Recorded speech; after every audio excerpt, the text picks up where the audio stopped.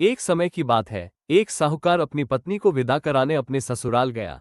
कुछ दिनों वहां रहकर वो अपने सास ससुर से पत्नी को विदा करने को कहने लगा। परंतु सास ससुर और संबंधी बोले, बेटा, आज बुधवार है और आज के दिन किसी भी शुभ कार्य के लिए यात्रा नहीं करते। लेकिन वो नहीं माना और हट करके पत्नी को विदा कराकर अपने नगर की ओर चल दिया। रास्ते में उसकी पत्नी को प्यास लगी, तो साहूकार गाड़ी से उतरकर पानी लेने चला गया। जब वो पानी लेकर वापस आया, तो उसने देखा कि उसकी पत्नी के पास उसकी ही शक्ल सूरत का एक दूसरा व्यक्ति बैठा था। पत्नी भी ये देखकर हैरान रह गई, दोनों में कोई अंतर नहीं था। साहूकार ने पास बैठे आदमी से पूछा, तुम कौन हो और मेरी पत्नी के पास क्यों बैठे हो?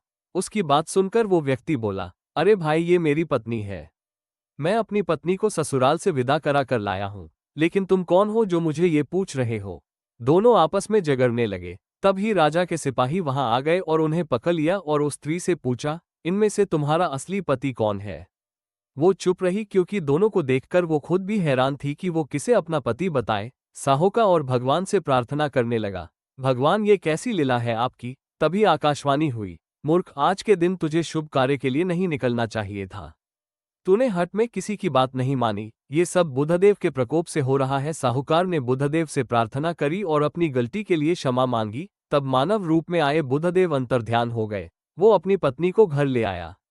इसके बाद दोनों नियम पूर्वक बुधवार व्रत करने लगे। जो व्यक्ति इस कथा को कहता है या सुनता है, उसे बुधवार के दिन यात्रा करने का कोई दोष नहीं लगता और सर्वसुख की प्राप्ति होती है। बोलिए बुद्ध भगवान की जय।